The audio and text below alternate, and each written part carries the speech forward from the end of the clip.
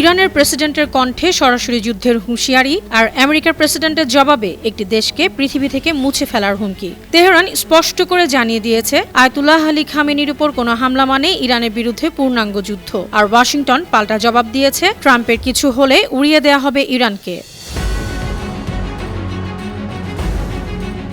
সামাজিক যোগাযোগ মাধ্যম এক্সে দেয়া পোস্টে ইরানের প্রেসিডেন্ট মাসুদ পেজেশকিয়ান বলেছেন, দেশটির সর্বোচ্চ নেতা আয়াতুল্লাহ আলী খামেনিকে লক্ষ্য করে কোনো হামলা হলে সেটাকে তারা সরাসরি যুদ্ধ ঘোষণা হিসেবেই দেখবেন। তার বক্তব্যে স্পষ্ট ছিল, এমন আঘাত মানে শুধু একজন ব্যক্তির বিরুদ্ধে নয়, পুরো ইরানি জাতির বিরুদ্ধে সংঘাত। এ কথার রেশ ধরেই ওয়াশিংটন থেকে এসেছে কঠোর সুর। মঙ্গলবার মার্কিন গণমাধ্যম নিউজ নেশনকে দেয়া এক সাক্ষাৎকারে ট্রাম্প জানান, ইরান যদি তাকে হত্যার কোনো চেষ্টা করে তাহলে যুক্তরাষ্ট্র এর জবাব দেবে ভয়াবহ শক্তিতে।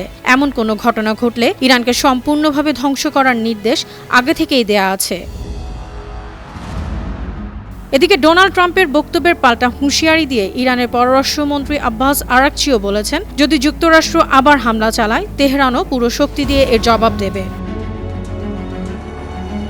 মার্কিন সংবাদ মাধ্যম ওয়াল স্ট্রিট জার্নালে বুধবার প্রকাশিত এক মতামত কলামে তিনি বলেন, 2025 সালের জুনে ইরান সংযম দেখিয়েছিল, কিন্তু এবার নতুন কোনো হামলা হলে সেনাবাহিনীকে পূর্ণ স্বাধীনতা দিবে তেহরান। তিনি আরও বলেছেন, যদি যুদ্ধ হয় তা শুধু মধ্যপ্রাচ্যে নয়, পুরো বিশ্বের মানুষকে প্রভাবিত করবে এবং এই যুদ্ধ হবে দীর্ঘ ও ভয়ঙ্কর।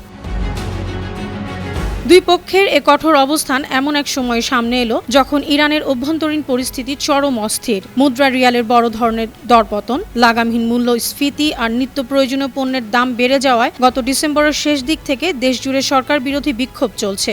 ইরানের প্রেসিডেন্ট পেজেশকিয়ান এসব বিক্ষোভের জন্য যুক্তরাষ্ট্র ও ইসরায়েলকে দায়ী করেছেন। অন্যদিকে খামেনি সাম্প্রতিক সহিংসতা ও হতাহতের জন্য সরাসরি ট্রাম্পকেই দায়ী করেছেন। আর ঘরের শত্রু বিভীষণের মতো বিক্ষোভকারীদের উস্কে দিয়ে আগুনে ঘি ঢালছেন যুক্তরাষ্ট্রে বসবাসরত ইরানের নির্বাসিত যুবরাজ রেজা পাহলভি। অনন্যা চৈতি, আন্তর্জাতিক ডেস্ক, বানো টিভি।